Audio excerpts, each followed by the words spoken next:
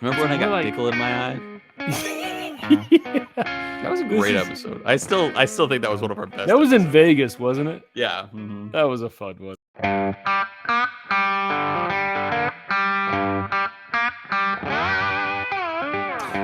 Welcome once again to Chill Filter, the podcast where we drink whiskey. So you don't have to, but you probably should. You probably are. And that's why we like you. On this week's episode, Cole looks like he's been in 2020. He's on quarantine right now. The hair's getting long. The beard's getting long. The man has been at home with babies. Mm-hmm. And we're here with you. So I hope you appreciate having us with you. If you appreciate having us with you and you feel like, you know what, I just like drinking with my friends, well, buy your friends a drink. Hit us up on patreon.com/chillfilter, but you don't have to. You really don't have to. We just appreciate having you here. But you and probably more than should. that, more than you hitting us up on Patreon, we would love to for you to hit us up on Instagram. That's where we do most of our communication, or at chillfilter.com, chillfilteredpodcast@gmail.com. We just would love to talk to you. We're just happy to be here. We're happy to be here. We're happy you're here. A nice turnaround from last week. It is. I was, I'm feeling better since last week. I was a Debbie Downer. I feel bad.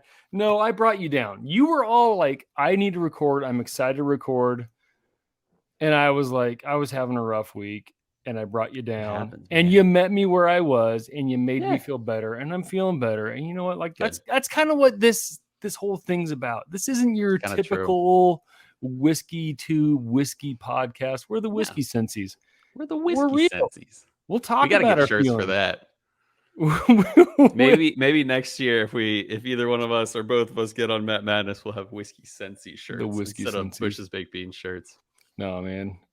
That's the thing. I know. I feel like that is one thing that I appreciate. And like this month has not gone according to plan. Like you were supposed to be out even this week's episode. Yeah. And last week we weren't supposed to record. So there's really only 2 episodes I did without you. And like every time I reached out to somebody, it's kind of like, you know what, like this is your chance to kind of like tell us about you. Cause I feel like this is more like hanging out with friends than like anything else. It's mostly we talk a lot and then we get to the little bit of whiskey, but the whiskey's predominant. But we talk a lot. You know, we couldn't do it without it. That's for sure. That's true. We should try one episode where we go. Yeah. We just talk the whole time. Yeah. That would be weird. Cool. How you doing, man? You seriously look like you haven't been out of the house in a month or two. Like you look COVID it's been hard cold. too. It's been hard to like. I keep thinking I gotta trim my hair, gotta do all that stuff. But I just went back to work this week and like this with my big facial hair. Like and I'm just like sorry. And the funny thing is, I've taken a nap every single day during my lunch break, while I go back to work, and not a full nap during the whole hour, but like I'll take like a 20-minute nap. Yeah. And, dude. Do you feel guilty about it? Mm-hmm. Do you feel? Do I feel guilty? Nah, not with my lunch break. No. Oh man, I remember when the twins were born, and I would leave my school, and I had to leave like 30 minutes early, but it was only like a 5-minute drive if I hit all the lights. So I'd be sitting. Otherwise, if you didn't do it like at that time, you'd be stuck in like middle school traffic or like school traffic in general. But I would have about 20 minutes where I sat in the van by myself and I knew Chelsea was at home with the twins. Nice. And I felt so guilty, but I loved just and laying back and just sitting and waiting. Knocked on the window. That's what it was. Yeah, that's great. I love that. But I'd always set an alarm, but man. Okay. Yeah, no. So taking lunch naps. How's everything else, man? Yeah, I mean, things are good. I think work wasn't like going back to work wasn't this huge shock, which was awesome. Like I was like not expecting the worst, but saying that there might be a chance that it's going to be a really hard hit the ground running thing, but it hasn't been. It's been a slow ramp up, which has been good. Been doing well. And then, I must say it is hard finding time and sleep has been a little hard. Gray isn't much of a crier, but she makes a lot of noise in the night. Babies are loud. Yeah, and she's just like, meh, meh, meh, meh. And you're like, I just need to sleep, baby. And it's been hard because, luckily, go ahead. Well, like I remember when the twins were born, they were premature as well, and they were Hmm. small, and you're just Yeah. worried about everything. Yeah. So every little noise is like, "Is you okay? Are you okay? You Okay. okay?" Okay. Yeah. Yeah, Hmm. yeah. No, I got you, With man. uh yeah, it's just I like in a way want to have more time for jewelry, which I shut down or I put the shop on vacation mode and stuff like that, and will continue to for at least the near future. But I'm like, I really want to get back into that, but I'm like, I know I don't have time for that right now until we adjust. And then I'm studying, and so Oh no. I've been studying a little bit during my the other part of my lunch break at work, and then studying a little at home. But that's kind of like Heather understands, like, okay, that's part of your career. That's part of how you move forward in your career, and or at least continue my career. Um, and so that's been good though. I've been studying really well, and then yeah, but otherwise, I feel like things are mostly looking up. Um, yeah. Yeah. Heather and I, it's funny. Like Heather and I have been working through some things communication wise, and um, that's been it's been hard. I don't. So when you bring up something in a relationship, Yeah. and you're like, I think that there is a disconnect here, and sometimes, most of the time, I think it's me that's the disconnect and doing something poorly. But if I ever bring up something with Heather, I'm like, hey, I feel like the disconnect is on your side this time with this certain thing. And then I feel bad for like bringing that up. And Heather, when I'm told something like that, I might be like sad about it or hurt by that. But then I'll be like, all right, I need to make changes because that means a lot to them and it means a lot to me that I'm that for them. Especially Hmm. when it's a marriage. If it's like friendship, it depends on the level of friendship. Um, but when you bring something up and it's just like, all right, I kind of think it's maybe not my fault this time. Most of the time it is. Not fault, and I really don't mean that. Like, I kind of feel like this is an area of growth for you, wife. And it's nothing big, nothing crazy. I have 10 more times things to grow in than she does. Um, but it's like hard. It's hard to be like, I don't know. I feel like that's good relationships and good communication are ones that are willing to say, hey, it hurts me when you do this, or it hurts me when you don't do this. But Hmm. that being said, Heather takes it very differently than I do. Heather takes it with anger and stubbornness. Stubbornness is the word number one, and I know that's probably a little bit of Chelsea too. Um, Chelsea's that she, I would say, is very similar. Yeah. yeah, yeah, and that's the funny thing. We have a lot in common in different ways, but I have some in common with Chelsea, and I have some in common with you, and the same with Heather and me. But um, yeah, Heather is very, and like that's one of the things her dad like warned me about before we got married. He's like, I need you to know that she is stubborn. And she is, and it's cute sometimes. Most of the time, it's cute, but It's a then every great now and then, trait. It is a yeah, really good trait to have. Like, yeah, just stick to your hmm guns. Like, you are what yeah, you are. hmm I feel like But when I'm I have to too bring, easily influenced. yeah, but when I have to bring up this thing again, and it's nothing like one thing, but it's just like, hey, how you make me feel when you do this hurts me, and when I have to bring it up again, when it's like bringing it up and being like, I know you're stubborn and I know you actually do care, but I know your stubbornness is winning in this battle of care versus stubbornness. Yeah. That's all I got to say. But I think we're good. You know, You're right we're there. good. Yeah. Yeah. Yeah. Mm-hmm. No, it's marriage is hard. Marriage It is. is really hard. Yeah. Like, Mm-hmm. relationships in general are hard, They and have their ups and downs. they do. And I Mm-hmm. think I have a kid crying in the background, and I can that's the hear fruit one of of a your marriage. children crying. Oh, I hold on. imagine it's not Cool. Amara. Cool. Talk about what we're drinking for just a second. So we're going to be drinking today. Actually, we haven't mentioned this yet. We're drinking Orphan Barrel Copper Tongue, and this is a Paul Clarkson joint. So shout out to that baller. Give me a moment, Paul. Give me a moment. Thanks, Paul Clarkson. What a baller. And while Robbie is still running around beating his children, I'm going to pour some Glen Grant 18. Shout out to two people, Marco in AZ, who got me a bottle, and Ben Klepsig in WI for getting me a bottle as well. Marco got it as a gift, as a groomsman gift. But Ben, found it, paid for it, and then I paid him. So thank you both. You guys are dope, stellar ballers. Supreme level. Heyo. Hey, you know what? Oh my gosh. Mm-hmm. I think we had an up and so last week we covered On Whiskey World News. No. It was an up in Patreon from Dramhound, but I think we had another one before that we didn't talk about. An up? Oh, Jason Preston? I think we didn't mention so he basically had to like switch cards and switching the cards. Okay, so it wasn't either way. Shout out to that friggin' baller. He's an awesome guy, Jason Preston. For Scherzel. Mm-hmm. Oh, perfect. Hello, Michael. Yeah. How am I doing? You ask. I'm doing better. I did ask, good, but I didn't ask. But yeah, no, it was time. It was about that time, but then I had to like hoot and holler at the children's. Exactly. Because relationships. No crying. Never crying in this household. Not during recording. No, things are good. I am excited. I got done doing I removed all the big rock from the back of my yard. Like that. Nice. The backyard rock is removed. Big project. I think I did like 8 yards full of this rock, and it was heavy. And I woke up sore every morning. Tomorrow, I'm buying my mulch from the city of Boise because it's $20 a yard, and I am excited for that.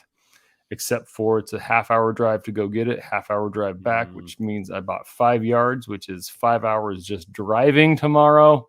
Wow! And Chelsea's got to work, and so it's gonna be an interesting day tomorrow. But it'll be. You're gonna have the kids with that? Yeah.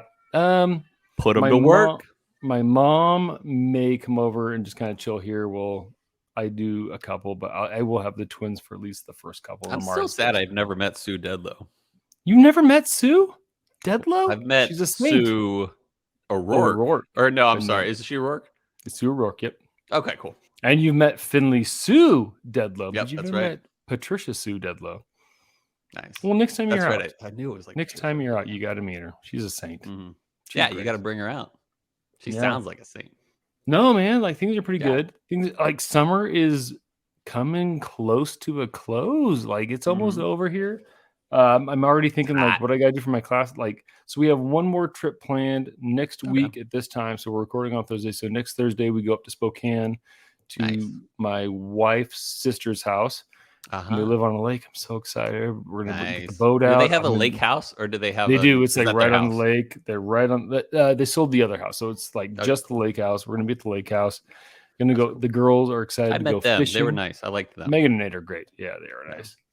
And we're gonna go surfing behind the boat. We'll do some wakeboarding. We do some cliff jumping. Like just be on the water. Dude, it is my favorite. In Mexico, there was a cliff. Did I tell you about this?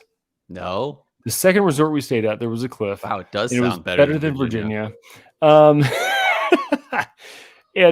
so like it was a cliff. Like this resort was awesome. The second resort was like the best resort. So like there was this cliff, and at the top by the cliff there was also like a slide that kind of came down and went into the main pool. And I love cliff jumping. So like I went up to the cliff, it's like one of my favorite things. And the twins went down the slide. So my first time off the cliff, I did a flip, and it was awesome. I go down and I check on the kids. I'm like, the kids aren't here. So I go back up to go like around, like where did they go in the pool? All of a sudden I looked up, Finley's on top of the cliff by herself, jumps off. I'm like, so I run as fast as I can. She was okay. Like, wow, was she cool with it? Did she was cool. It? She was like, it hurt a little bit, which it can. Like you got to put your legs together. Did she land on her feet? Yeah, she did. She just how high do you think it was? It was like probably 12 feet. Oh, okay, gotcha. Yeah, so not too big, but it was. I was thinking like 30. So yeah, that's no. It's small, but for a 6. Oh yeah, that's impressive for a 6. Yeah, I was like, I wouldn't even try to convince him to go up there because Daddy loves doing that stuff. But I was like, I wouldn't even try that. But she just did it. Did she do it again? So then she did it again. So then I jump off again, and they said they were going to do the slide. So they did the slide and then went back up. And then all of a sudden I get done doing the slide. I'm looking for him, and Finley's up there. So, and she jumps. My friend Chuck is up there. So Chuck jumps behind her. Who's a Patreon? Good looking man. Heyo. And I go, hey, Chuck. He's like, yeah, I got her. It's okay. I see her. He gets her up. And I go, no. Judy just jumped. So Juniper jumped. Like all my kids jumped without me knowing. And I feel like an awful dad. But I feel like Yeah. my kids are kind of BA. Like that was pretty Yeah, cool. Like you can seriously. get up there and jump. Good Like for they both them. jumped a couple. Like 6-year-olds jumping off like over 10 feet. That's crazy. yeah, without anyone coercing them. So like they did Yeah. a great job. So it was Wait, are they awesome. 5 or Yeah. 6? They just turned 6. 6. They just turned Yeah. 6. Yeah. So That's cool. yeah, it was I a good love time. that. It was fun. Yeah. What's your favorite height to jump from though? I think I love probably about 40 feet, Okay. 35. I'm like a 35 kind of guy. Yeah. I just But I love should jumping try off 40. cliffs. Yeah. I just love. Can you do a backflip? I won't do it from that high. Yeah. So like I from usually like just like 10 pencil to in, I don't yeah. even know, like 10 to 15. Like I'll do gainers and I'll do backflips, Yeah. but I know like that sort of stuff like from smaller. But I don't mess around. I won't There's mess some around. cliff jumping in Virginia. Friend, visit me. I'm Love intrigued. me. Have you ever seen the guy Ryan with an R Bean? Ryan Bean. Like Bush's baked bean? Oh, yeah, but not as tasty. Speaking of which, we should do a live read ad in the next segment. For Bush's baked beans. Okay. But anyway, Ryan Bean, he's awesome. He does like the death diving world championships. Oh, all I in Park love City, death stuff like that. diving. I gotta You gotta try look him up. that too. Ryan Bean though, like Okay. he'll jump off a cliff and there'll be like a rock below him and he like skips off the next rock and then he does like triple back. This guy's amazing. He's amazing. That's crazy. I gotta look him up. Yeah, I love that stuff. I gotta try death diving though, because it looks really fun. Yeah. Tuck it in. So yeah, if you're on Go YouTube, Buffalo Bill style. Tuck it Yeah, in. tuck it in. Just like what was the joke you made? You said Buffalo Bill ballroom something, or no? What was No, it? The Buffalo masquerade Bill. ball. Yeah, it was Buffalo Bill from. But it was the masquerade ball. Just It was like the masquerade ball. that. Yeah. You got a masquerade So anyway, ball like Buffalo Bill. Anything? Goodbye, So at work the other day, my friend has a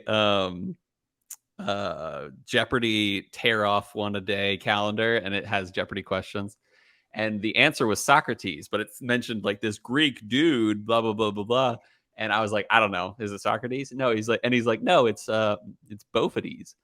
And I play along, and I don't play along. I'm like, oh yeah, Bophades nuts. And he thought that I was just gonna be like, oh, totally Bophades.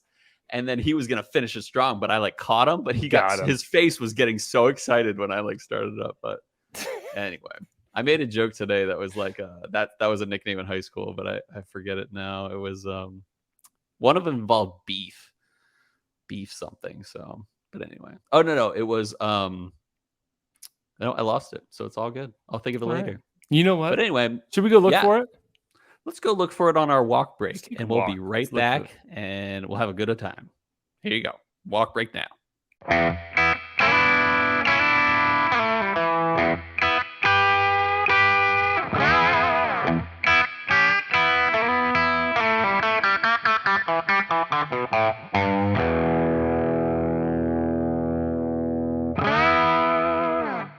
Hey, Robby. Yeah, Cole. What's your favorite 4-letter word? My favorite 4-letter word is hunkana.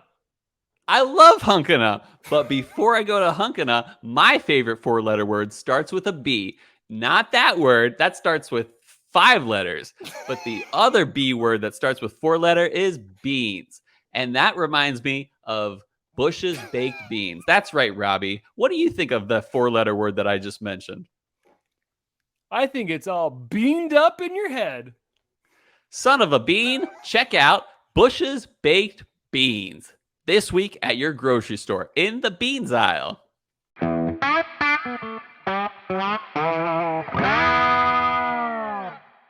And we're back. What a lovely break.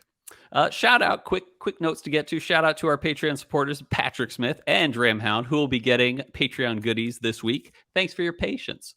And both of them are on the flask tier level, and our flasks don't get sent out empty. For the record, if you're thinking of going to the flask tier, you might get something in your flask. But anyway, another shout out to those who hit us up this week with some encouragement. They saw our need for a lifting of our spirits, and they lifted our spirits. And then another shout out to Paul Clarkson for sharing what we're drinking today, the Orphan Barrel Copper Tongue, with a really great label on it. I mean, what a baller. Seriously. Um, so Printed this is on a surprisingly sticker. our first. What's that? It's printed Yeah, it's on a printed, and it's sticker. like got the literal like Logo. logo on it. Yeah, so good for him. This is surprisingly our first Orphan Barrel product on the podcast. I'm sure we'll do some more episodes in the future, but I just wanted to do a quick summary of their most or of most of their releases over the years. So here goes.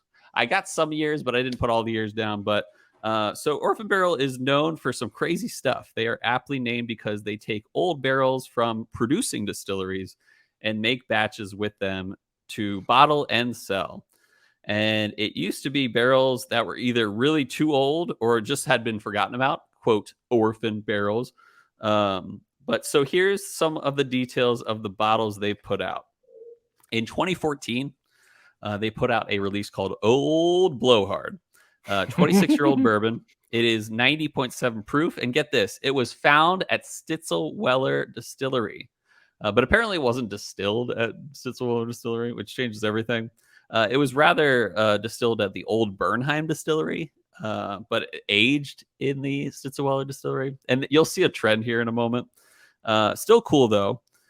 Rarely do you get bourbons at the 26-year-old point. I've had it, actually, and all I can say, it was very oaky. Very oaky. We sold it for like 100 and, or maybe it was like, it was expensive. I want to say it was 150 a pour when I worked at the bar. So anyway, in 2014, I just mentioned that. In 2016, Whoopin' Holler is a 28-year-old bourbon at 84 proof. Almost impossible to find a bourbon aged this long. In fact, Buffalo Trace said they tried to get to that age, and they found only vinegar in the barrels by that point. So 28-year-old bourbon, almost impossible to find, really special, and it was George Dickel juice. So one of their other releases is the Rhetoric Bourbon Series. They had a 20-year, 21, 22, 23, 24, and 25 year. And each year goes up 0.1% of alcohol by volume, starting with 45% and then going to 45.5% by the time you get to the 25 year. These were released one at a time over the years, and they were apparently from the old Bernheim distillery and as well stored at the Stitzel-Weller distillery, similar to Old Blowhard. There is the Barter House bourbon, and that's a 20-year at 90.2 proof. Another old Bernheim product that was aging at Stitzel-Weller. Lost Prophet, 22-year aged at Lost Profits. or 22 years age at 90.1 proof. Do you remember the band Lost Profits? Yeah, but that guy was like a straight up pedophile. Pedophile. Like he's a convicted pedophile, like serving probably a life sentence for how many kids he messed up. Yes, I do like remember that band. I didn't know, not anymore. Yeah, I don't really listen to him much anymore. Could you imagine being a part of that band and like having that stigma? Hopefully they knew nothing about what he was doing. But like seriously, you just lost all your cred because you were a part of the band with that guy. But anyway. Yeah. Lost Prophet. This one's also interesting. It was left aging at the Stitzel-Weller distillery, but the juice was from the George T. Stagg distillery, now known as the Buffalo Trace distillery. So the only one that wasn't, so far that I've seen, that really wasn't a very strong Diageo related product, in the juice at least. So you're starting to see a trend here. This is because Diageo, the conglomerate behind Orphan Barrel and places like George Dickel and anyway, they bought out this old Stitzel-Weller distillery, and they got some of the old barrels and that were already aging in the distillery, as well as it kind of seems to me like they like threw some barrels into the Stitzel-Weller distillery and just said, "Hey, this is from the Stitzel-Weller distillery," and aged there. When it was like, did it really? But anyway, so that's the thing, is like when I was first told about Old Blowhard at the bar, someone was like, "You know that Stitzel-Weller juice?" And I was like, "Oh, sweet. I've had Stitzel-Weller juice because I had Old Blowhard." But then I was like, wait a second. As I was doing the research for this episode, I'm like, wait a second. None of these were distilled at Old or Stitzel-Weller. So anyway, the next one is Forged Oak Bourbon. It's a 15-year-old at 90.5 proof. It was also aging in the Stitzel-Weller stocks, but was likely from the new Bernheim distillery. Another one was Muckety Muck. They have a 24, 25, and 26-year Scotch. The source was from the Port Dundas distillery in Scotland, which closed in 2011. So it was like old stocks from a closed distillery. It's kind of cool. Another one was called Gifted Horse, and it was 115 proof, one of the higher proofs that you see here. And this was a blend of old and new bourbon, 4-year and 17-year. Apparently 39% 17-year Kentucky straight bourbon, and the rest was a 4-year blend of corn whiskey and Indiana bourbon. And so here's where it bothered me, though. On their website, it claimed to be a 17-year, but it wasn't. And it didn't really say that on the bottle, but on the website, it's like, hey, this is a 17-year. Not the case, because we know that you go by the lowest age if you're going to age state. So it kind of, it's not even legal to do that. So it's kind of pushing the boundaries of like even marketing, of saying like, hey, this is 17-year. It's not really, even though there is 17-year juice in it. Anyway, the other one, next one I wanted to mention is Entrapment, which is a 25-year Canadian whiskey from the Crown Royal stocks. 82 proof, first all Canadian release, which was a 97% corn and 3% malted barley mash bill. There was another one called Forager's Keep, which was a 26-year Scotch at 96 proof, from the Pittiveitch distillery. I don't know if I pronounced that right. That was closed in 1993, and it was a Speyside single malt. Another one is Fable and Folly, which was a 14-year 90 proofer. It was a marriage of old stocks of Barterhouse, Forged Oak, and various Rhetoric releases with aged rye and corn whiskeys as well. A lot of ages in here, but the minimum, apparently, they say at least, was a 14-year, which I'm not sure if that was 100% true, because they lied about the Gifted Horse. A recent release is Scarlet Shade, their first rye that they released at 14 years old and 90 proof. This one is MGP juice, but was aged at the Stitzelweller distillery. Like I said, probably these days they're just using the Stitzelweller distillery as like the name of it, basically, to get the aged part. So I think I covered them all. But there's what we're drinking today, Orphan Barrel Copper Tongue. So Orphan Barrel Copper Tongue is from the Cascade Hollow distillery, which is also known as the Dickel distillery. Oh, Dickel. Released in 2021 at 16 years aged and 89.8 proof. But here's the kicker. Well, I'll talk about the mash bill first. Undisclosed mash bill, but likely standard Dickel mash bill, which is 84% corn, 8% rye, and 8% malted barley. But here's the kicker. The barrels were apparently discovered somewhere that they weren't expecting in the distillery at Cascade Hollow, and it was bottled at cask strength. But do you see on the bottle, Robbie, what the cask strength is? I did. 44%. 44.9%. So it's 89.8 proof. At a cask strength. At cask strength. So I don't know what was going on. Maybe it was really, really cold where they were hidden. Find it in a river? Yeah, I don't know. I mean, like, maybe it was just, filling up with water as it went. But anyway, cask strength at 89 for a 16-year is pretty crazy. Like, I don't know what kind of conditions they were under. Yeah. But another big thank you to Paul Clarkson. Retail was 100 proof. Not sure what the secondary price is. But retail was 100 proof? No, I'm sorry. Retail was $100. Okay. Yeah. The proofage is all over the place here, Cole. Yeah, the proof is, it's not cask priced, it's cask strength. All right. So thanks again to Paul. I'm going to pour this out for the homies and then for me. But mostly, I'm the homie. You are the homie. I can tell. Again, the hair and the beard. You've been homie. Oh, I've been homie a lot. I like the nose on this. So it's got a Dickel nose so far. So here's the Dickel nose for me. Some people disagree.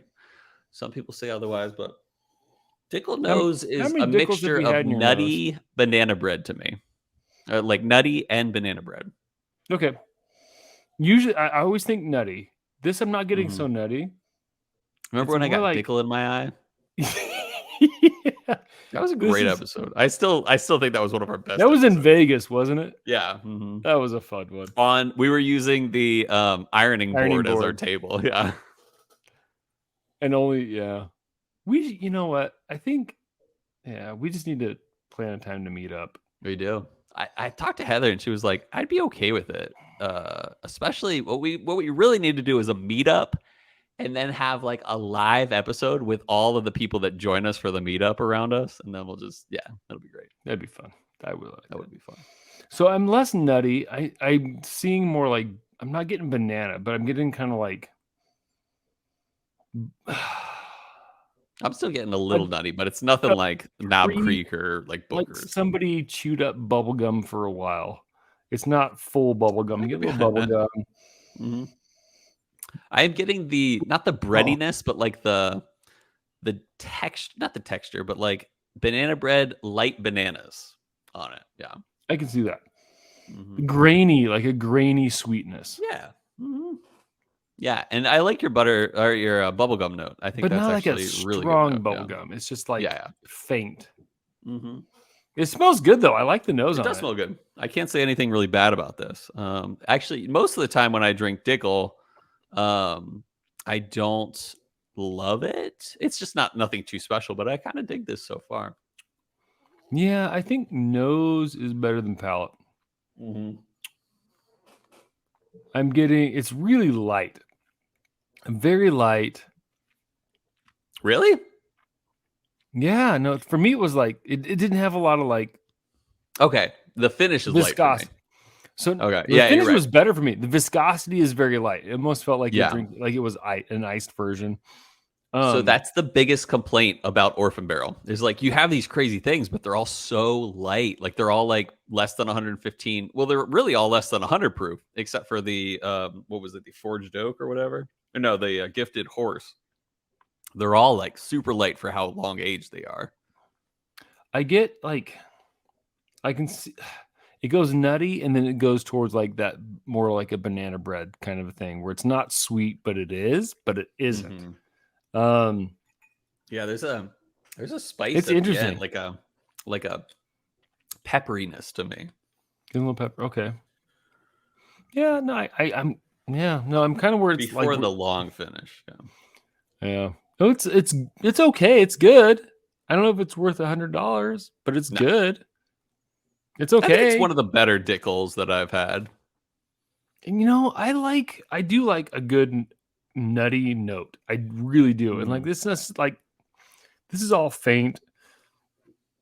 And I mean, if what it like the nose wise, I thought the nose was great, but palate wise, I'm like, it kind of dies. Like there's nothing really great there. Yeah. Dropping a few drops.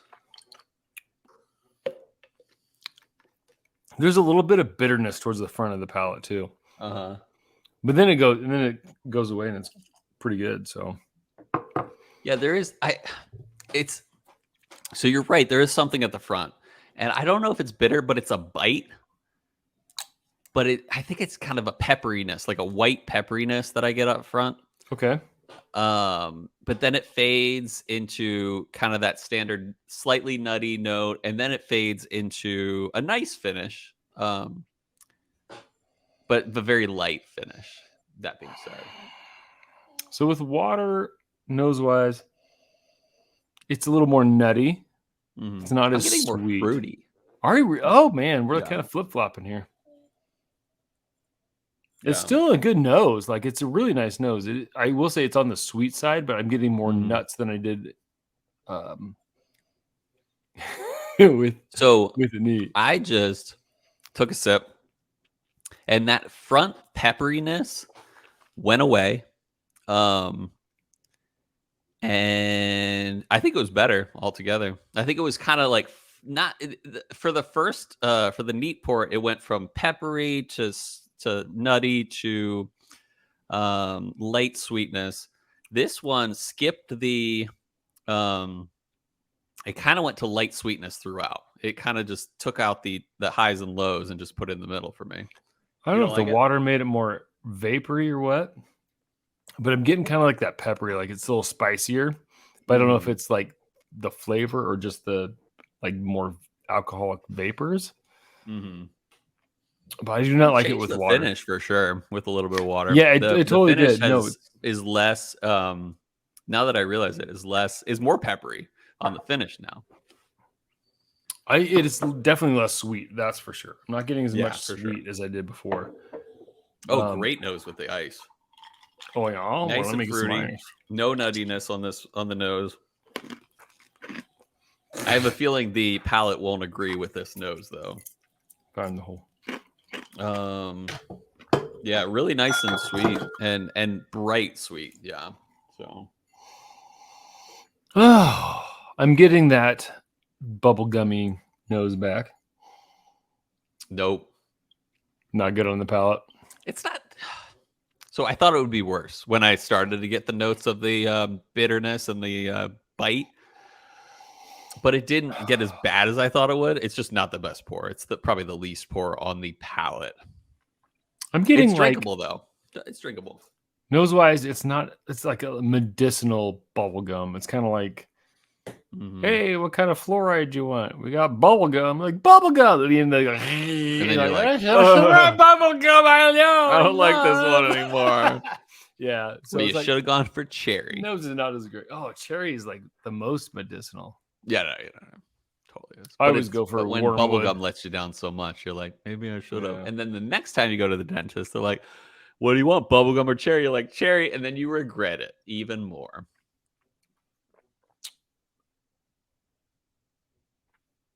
This is not that good.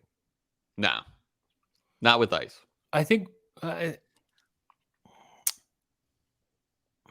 man, It's not a ice great. wise. I mean, it's a little more nutty, mind blowing. It goes a little more medicinal. There's some bitterness to it. Yeah, I mean, overall, I think the best thing this whiskey had going for it is the nose on the neat. It was nice and sweet, and then unfortunately, it was kind of downhill from there. Like it just or uphill. I don't know. The hard thing is like if I had this bottle, I this isn't a bottle I would reach for on a special occasion. This isn't a bottle I would want to show many friends. Not because it's bad, but just because you're ashamed of it. No, it's just meh. Yeah. And I don't know if I want to mix it either. I don't know what it would be good to mix with. Yeah. Yeah, no, I mean, honestly. It's a hard one. I don't think it's terrible, though. Especially the neat. It's not. That's the thing is it's not terrible, but it's just not. It's just meh. It is. It's on the secondary schedule. Yeah. Secondary rating scale. It's meh. Yeah, it's not awful. There's just, I mean, the nose is the best thing I had going for it on neat. You got a rating in mind? I do. So I'm going to go a 7.9 here. It could have been worse, but I think this is one of the better Dickel options I have had. So I gave it a 7.9. It's not mind-blowing. It's definitely not Hubbard or what. It is good, not great. It is mostly meh, though, especially for a $100 bottle. So that's what I got. For 100, yeah, I didn't even take that. So we are pretty far apart here. I'm going 6.7. There's not a lot I like about this except for the nose. Like, I didn't really enjoy any of the palate, and that's one of the big parts of drinking a whiskey is it probably tastes good in your mouth. Yeah, so I'm just going 6.7. Paul, I appreciate your sharing. Yeah. And we would have never known what Copper Tongue tastes like without Paul right now. So exactly. So appreciate that. So I bet you Paul thinks the same thing, but correct us if we're wrong, Paul. So let us know. Thanks, Paul. Reach out to us. Reach out and touch us. Yeah. So with that, now that I've mentioned the word touch us or the words touch us, I guess it's time for Whiskey World News.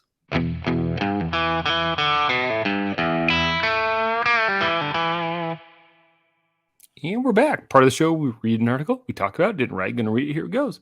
This one comes from The Guardian, but it came up on a lot of searches because classy. Apparently, it's a dead week for whiskey news. Anyway, this one's titled California Ghost Town Disappears Again as Lake Fills After 3-Year Drought, written by Abinye Clayton. After Ah. California's severe drought resurfaced a historic settlement from the depths of Lake Isabella, the ghost town of Whiskey Flats has once again returned to the Ah. water. And that's where I'm going to stop, Cole, because that's all we need to talk about. The town of Whiskey Flats appeared and And disappeared. disappeared. Any I will thoughts say on this. Whiskey Flats appearing and disappearing, Cole? I will say this. You know, I believe in global A thing warming. called love. Believe in all that stuff. But I also believe the world, the earth we live in, is able to adjust, conform. I'm not going to say that it's going to adjust and conform so that we can do whatever we want. I'm not going to say it's going to adjust and conform so that we can keep living the way we do with polluting the ozone and doing all these things that make our temperature go up. Not saying that. I hope we can, because I want to use my Aquanet. Yeah, no. But I yeah. That's how we do it. But either way, I think it is cool. Like people say when like the Colorado River, for example, when it was like receding so much that we were worried about it. I like I personally, this is me. This is no scientist. This is an actuary. I personally think that there are ebbs and flows and everything. I'm not saying that things are going in a not bad trajectory. I'm saying they are getting worse slowly, but there are ebbs and flows in everything, including Whiskey Flats River, wherever that was, whatever river that was. I think the biggest ebb and flow is the fact that some weeks Whiskey World News is pretty good. Oh, it ebbs. Some weeks, it flows. It ain't. Mm-hmm. And this is one of those weeks. Which leads us to our next segment. Oh, yeah. What's that? What are you curious about? I'm curious what this brings us to our next segment like. Okay, so cool. Mm-hmm. The next segment we have is called What Whiskey Would You Choose? And on this week, we're talking about what whiskey would you choose to disappear like Whiskey Flats? It showed up. Okay. You're like, oh, okay, yeah, here we go. I got this whiskey. You drank it, and you're like, it can disappear. Which whiskey would you like, or not even care if it disappeared? Okay, you just want I'm glad you qualified that, because I was about to ask some qualifying good questions. You're the best question asked. I ask great qualified questions. You do. But what I was thinking was, does this mean that you want it to disappear quickly, or you don't care about it enough that you wouldn't mind if it disappeared? And I'm going to answer that easily. I'm going to go with Dickel 8-year. Because it's one of those ones, like or is it number 8 or 8-year? I forget. It's like signature or something like that. Whatever it is. Dickel on my whiskey shelf. I don't mind if someone picks it up and steals it. Because Dickel is all right. It's all right. It's all right. Everything's all right. Everything's all right. And even if you steal it, that's all right. You can steal my Dickel. So. Sounds good. I'm going to go with Pendleton. Nice. Here in the Northwest, people love the Pendleton. Yeah. They love it because they don't like whiskey. All it has to do with is the Pendleton Roundup, and it's not good. It's not good. Mm-hmm. Just go ahead and it's vanilla. There you go. Yep. So that's that. I like that. All right. Well, we're a little short, but that's okay. That's okay. That's okay. All right. We're not short. We're in the 95th percentile or more. But that being said, Robbie, I am grateful that you are doing well this week and doing better than last week. And I am grateful that we can just get our therapy in this week. And I'm grateful that our love... Hopeful? Yeah, hopeful? Yeah, I don't know. And Cole, I hope you're able to visit the barber this week. Me too. Or barb yourself. I hope that you can take a good nap in your car this week. Cole, I hope all your naps are so good. But most of all, listeners, I hope our love of whiskey lifted your spirits.